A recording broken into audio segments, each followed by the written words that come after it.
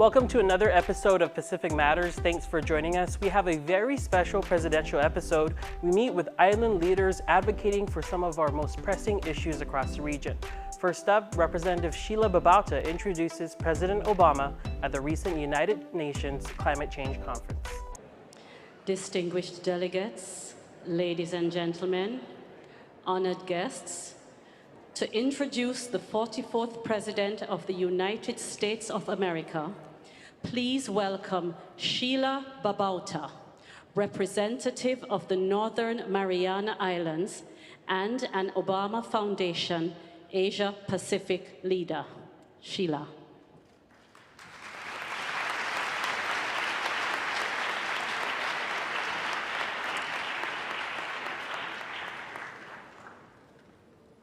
Hafaday, Tiro, Kasilelia Menko.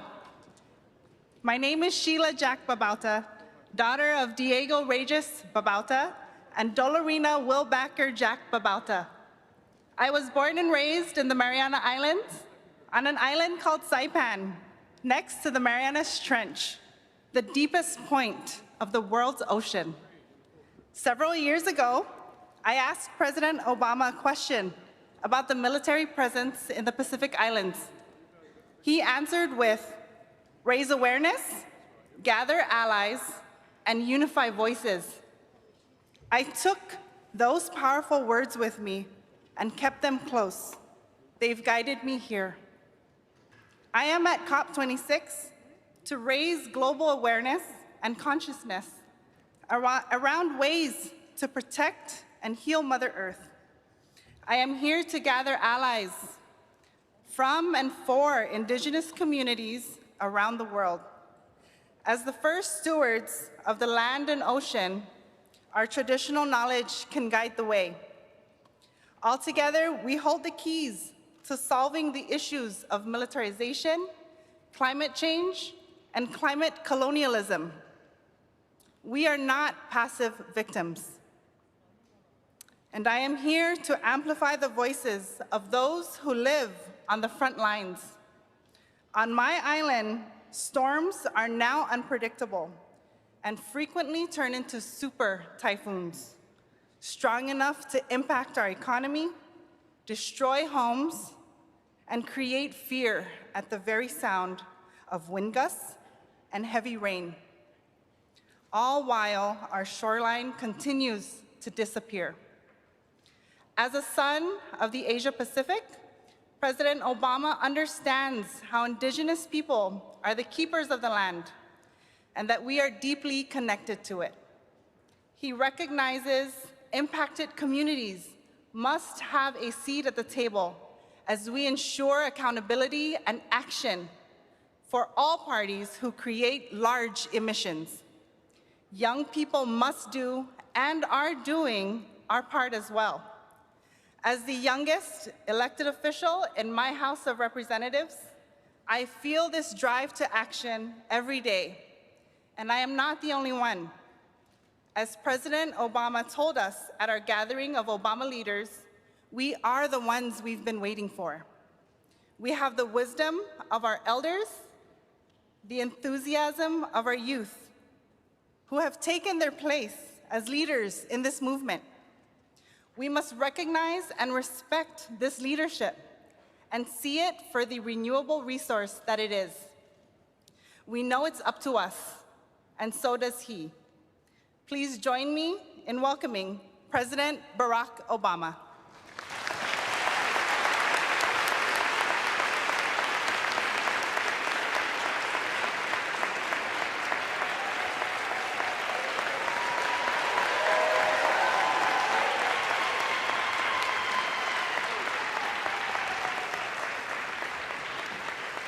Thank you so much. Thank you. Hello, Glasgow. Thank you very much. Thank you. Please. Well, it is wonderful to be back in the UK. It is, let's face it, wonderful to be traveling anywhere these days. And thank you, Sheila, for that outstanding introduction and for all the work that you are doing in a part of the world that is feeling the effects of climate change right now. Thank you for making what sometimes can seem a bunch of abstract numbers painfully, immediately real. So we're very grateful for her. And when we come back, we sit down with Representative Sheila Babauta.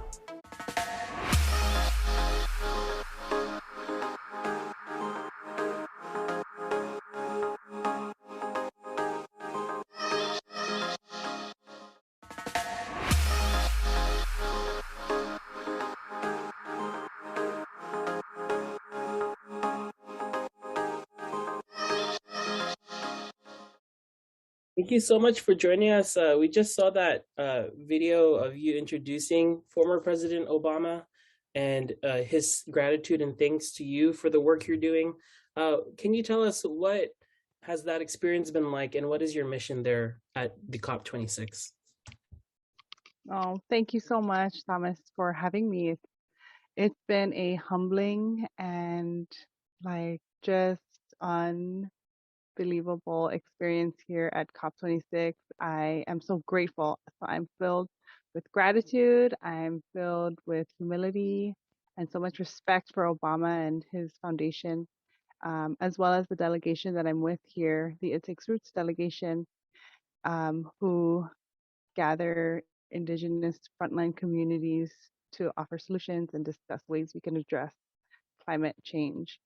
So this experience has been, man, it's really been perspective broadening for me, and it has also been very, it's been validating in a way where I get to meet other Indigenous communities, members of Indigenous communities, other leaders from around the world who are experiencing the same things we are, you know, when it comes to militarization, climate change, colonialism, colonialism. And so all of that coming together here at COP26, I'm so grateful. I'm so grateful to be here. And what are some of your main priorities when you're there? I believe this is probably one of the first times we've had such a presence, especially as the Northern Marianas on a global international stage.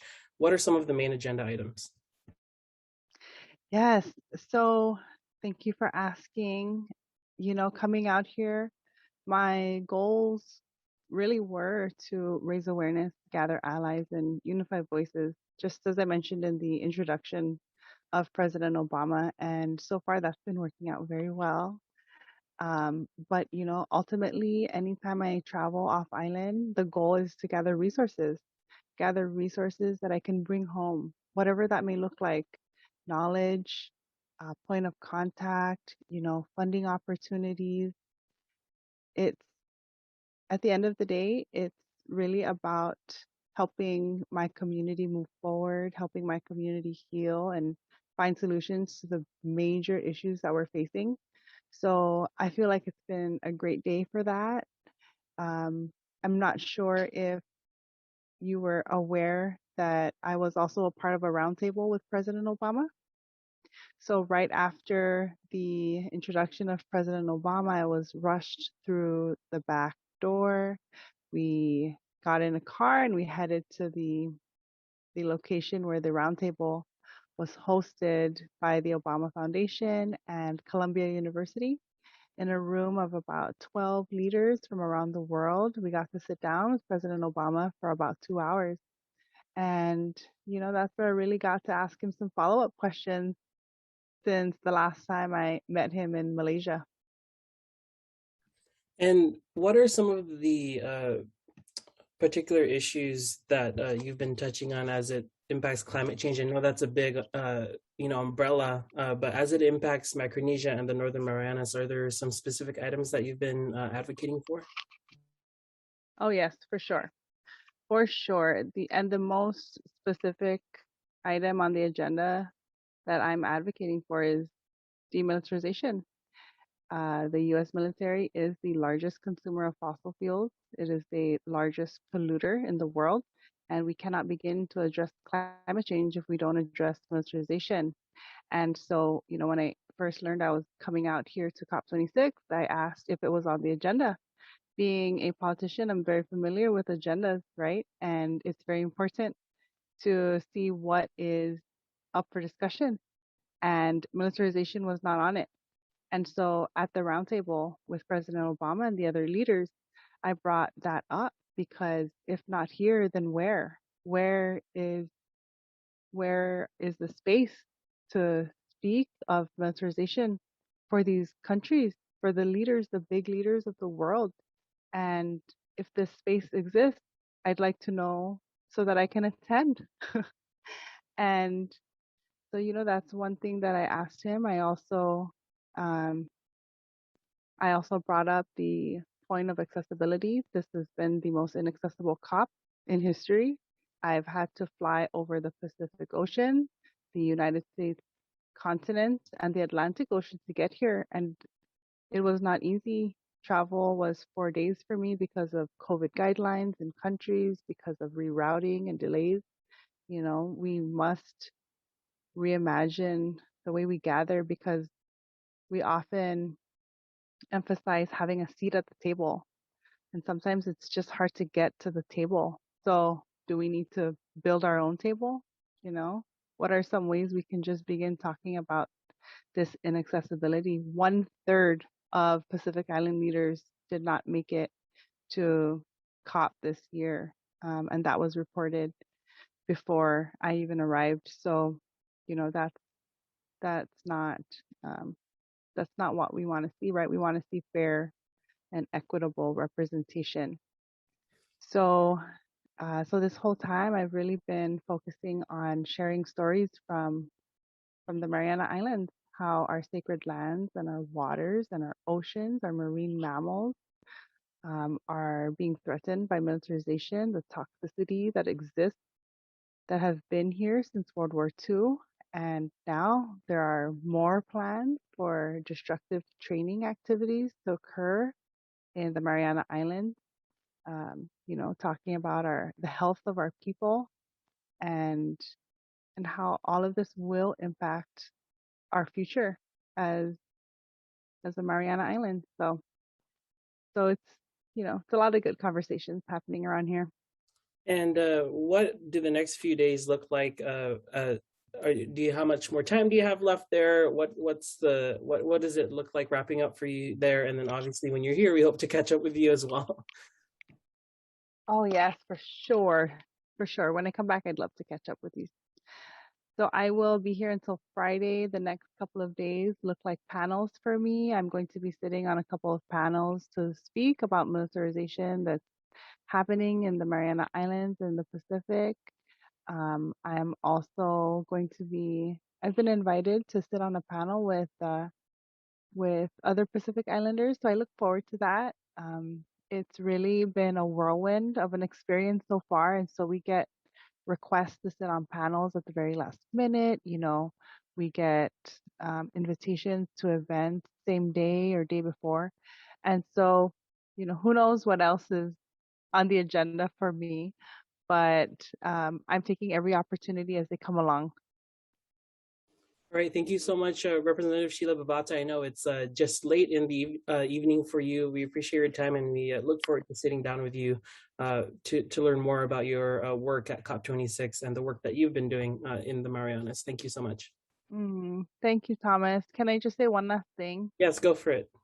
Yes, I just want to thank all the youth that have inspired me to come here to COP. In Saipan, I'm invited all the time to give talks in classrooms, and I always say yes because it's something that I love to do, and it's the youth that have been asking me about climate change, and it is because of you that I'm here.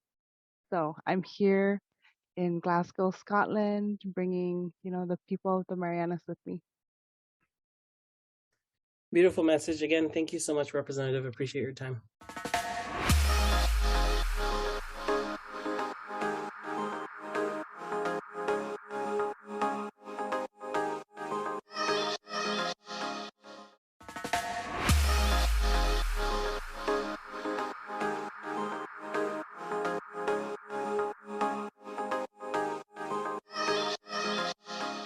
Half a day in Tito to the Northern Mariana Islands. Yeah, but why don't we just go there? Half a day in Tito.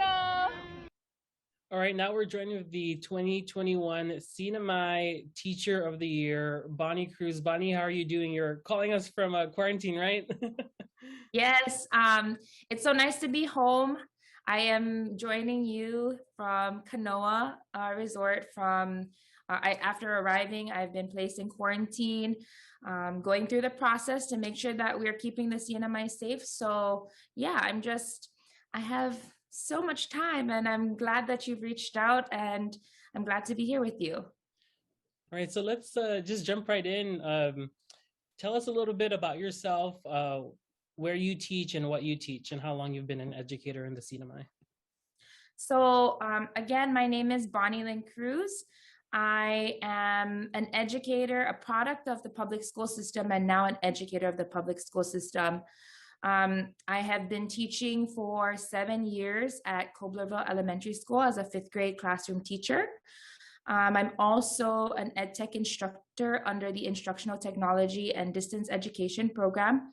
So being a teacher for 5th grade, we teach all subjects. And I think that's what comes from all elementary or primary school teachers. We teach all subjects. As an ed tech instructor, I support teachers both in the public school and the private school. We share strategies and ways to implement technology in the classroom so that we can enhance the students' learning experience. So right now I'm actually teaching the 10th cohort of ed tech, which is awesome. That means that we're putting out more, sharing more knowledge with our educators so that we can battle times like this when we've had to go from, remote learning to hybrid, and now we're back in the classroom. And so, yeah, I've recently transitioned as of, I believe it was September 7th. I recently transitioned out of the classroom, and I now serve the student and support services under the public school system through their mental health team. I'm a behavioral health specialist. And so I'd like to think I just recently had a conversation with our 2021 National Teacher of the Year, Juliana from Las Vegas. And she kind of helped me realize that even though I have this new title, my real passion really starts and stems from my time as a teacher. And so this idea of a classroom for me is now abstract. I feel like even though I'm not serving in the classroom of Coblerville Elementary School, I've now made myself available to support so many different parts of the public school system. In the short amount of time I've been serving as a behavioral health specialist, I've connected with high school students, I've presented to elementary students, even our U.S. District Court, about how mental health wellness matters. And so it's been such a great experience so far. A big transition, definitely challenging in its own ways, but I think really my heart is in the sense that I'm an educator, and that I don't think is ever going to change, even if I've stepped out of the classroom. So yeah. Thank you so much. And I think everyone saw your post and your video meeting the President of the United States along with the other educators. What was your reaction like? I mean, first with the news that you're Teacher of the Year, and then now you're at the nation's capital. What was that like? So I actually had, I'm still in shock, to be quite honest. I'm from Cagman. I was a little girl who went to Cagman. Actually, I'm a product of the public school system. I grew up in Cagman too, and I've lived on the island almost all my life. And I've learned about presidents and US government and the CNMI government from textbooks. And so I think about that's also how I've taught or introduced topics of government to my students, is from looking at resources, right? Textbooks that we have in our classrooms, or media, and what's available online.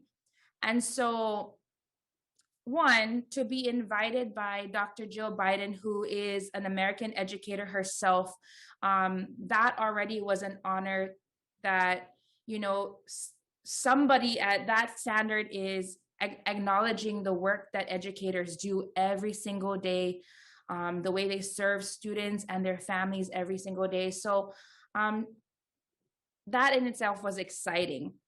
And so for me to be in Washington, D.C., Washington Week to celebrate the 2020 and the 2021 State Teachers of the Year and our National Teachers of the Year was really an exciting time. And so I remember sitting there in the south lawn of the White House. What? And I remember just reflecting on how unreal, how surreal this moment is that I went from learning about this, teaching it to my students, and now I'm sitting in the south lawn of the White House. And so to be hearing from the First Lady herself, just remind us to celebrate ourselves as educators and the profound work that we do. Definitely a humbling and just joyful experience. And then she went on to explain that she had a special guest arriving who wanted just to wave and say hi to us. I knew in that moment that it had to be the president. It has to be. It just has to be. We've come so far. And so the drum rolls start going, music start playing, and the 46th president of the United States, Joe Biden himself, walks through the door, and he comes to the stage and he speaks to us. And so, mind you, I was sitting in the South Lawn, and I remember looking up at the stage and just in awe that I am sitting in front of a US president. Never in my mind did I expect any of that to happen.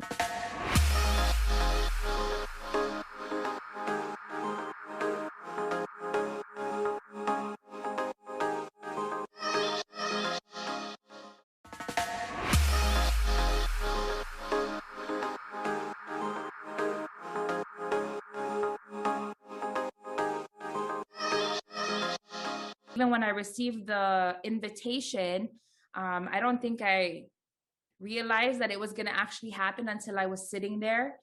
And it took a while until after that, later in the evening, when I realized, oh my gosh, that happened. Like, I have a video with him. So it was exciting. I was sitting there. I actually had a really bad view from where I was sitting. There was like a teleprompter, I believe, in front of the podium, and I couldn't get a good picture. I was like, oh my gosh, no. Yeah, and so we gathered to take a group photo, and I'm centered, but in the back of the crowd. And all of a sudden, I see this like area kind of clear around him. And I'm like, this is my moment. I'm just going to take a video of him while he's speaking to other people. It's fine. I just need to capture this moment to show to people back home. And then I have it on selfie mode. And I think he recognizes that I'm like recording it. And I just slip in and I'm just like, can you please say Hafade and Tiro to the people of the Northern Mariana Islands? And I don't even realize, I didn't even think about what I was actually going to say. It just came out of my mouth. And so it was really nice for him to say Hafade. I think I spoke too quickly because I was too excited. So I don't think he heard the word Tiro clearly. But he seemed excited. He said that, you know, why don't we just go there? And granted, our executive chief, commander-in-chief has more pressing issues than, you know, he may or may not remember that he said that, but it was just nice to interact with him even for that small amount of time. And so for me, it was more a sense that, like, I think back and I reflect on that moment and I think about my students and I think of the students that I've had or the students that I'm going to encounter serving in the public school system. It's a reminder that to not let any limiting beliefs about yourself, things that you've encountered in your own past, do not let those things determine where you're going to go in the future, because I never thought that I was going to be standing next to the 46th president of the United States, but it happened. And he acknowledged us. And so for me, it's symbolic that we can do anything. Our people can do anything we want to do. We're capable of, I have students that I think of that could easily serve as presidents in the future, who could work in the Capitol building.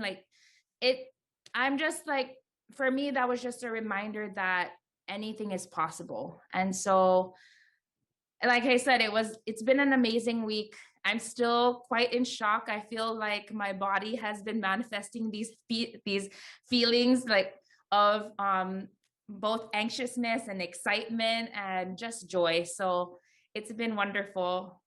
And I'm just so grateful for CCSSO for making that possible in the sense of planning and preparing for that Washington week trip. So yes. Amazing, amazing. I felt like I was just there with you. I could really feel your passion in talking about your students and that experience. I wanted to wrap up with our last question here about what your message is to the community, or your vision or your hope for education in the Marianas and the larger Pacific region, given your recent experience. Yeah, so teachers have always, have always experienced joy in what they do, and there's a special type of person that is called to the classroom to teach. And so I recognize that we have a real issue with teacher shortages and our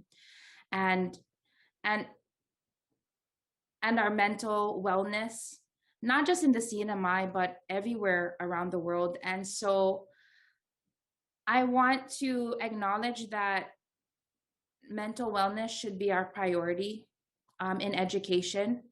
We know that students more than half of our population have experienced mental health issues, and a fraction of that has only reached out for support.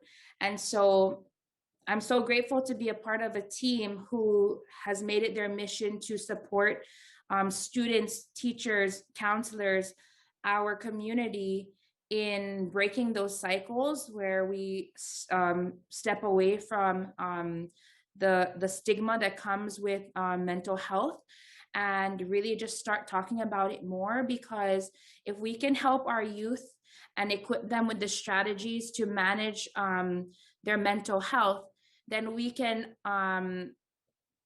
pretty much prevent chronic illness in adulthood or substance abuse in adulthood, because that's really what comes from mental health issues. And so I want to remind our public, just like I did when I shared last year when I first was announced, that we need to prioritize ourselves. And I know that's so hard to do. It almost seems like, how can we take care of ourselves when there's just still so much, teachers, especially coming from the classroom, and it's still being so fresh in my mind, it's hard to take care of ourselves when we know that we're piling on all these different tasks from people around us. But we need to prioritize. There's 1,440 minutes in a day, and we must. It's not something to. It's not up for discussion. It's necessary. And so, I think of self-care as you prioritizing yourself because you matter, because you want to continue to serve in to have optimal performance for not just for yourself and your profession, but for your students. And so if they're going to gain the most out of you, it's going to be because you take care of yourself. And just recently I had attended a session where we had talked about collective care. And we need to understand as a community that in order to impact each other in the best ways possible, we need to take care of ourselves. And that translates and transcends into our community. And so I want to remind our students, our teachers, people in the community to continue to reach out for help when they need to. I want to remind them that there is support in the community, where there are people that are rooting for you, who celebrate your life every day, and you are so loved, you matter, and we are just so grateful for all the people in the community who uplift each other, because I think that's what we need to do. We need to continue to do is uplift each other and remind each other that, you know, we bring joy and our lives matter. So yeah. All right. On that note, I just wanted to congratulate you. Hope you take care, and thank you so much, and congratulations again. Thank you so much, and thank you for having me. Thanks for joining us in another episode of Pacific Matters. We'll be right here next Monday.